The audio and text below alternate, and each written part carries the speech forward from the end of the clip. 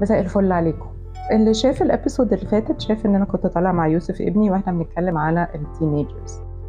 فجيت شويه بشويه كلام هو قاله انه هو معتبر الوقت اللي هو بيمر بيه ده وقت ضغط جدا جدا. احنا بننسى ان هم بيبقوا مضغوطين هم كمان. احنا بنتعامل على انه ده وقت ضغط علينا.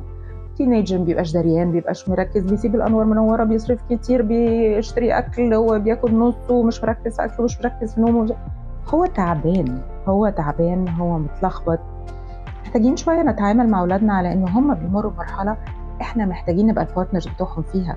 هم مش محتاجين يساعدونا، ده مش دورهم. هم دورهم إن هم they find the support اللي هم محتاجينه مننا. محتاجة أحط له نظام، محتاجة أتابعه في النظام بتاعه من غير ما أبقى بضغطه فيه. محتاجة أوريه هو حبيبي أنت لما بتنام قليل أنت بتصحى تعبان. محتاج مذاكرة ما تبقاش مرعبة.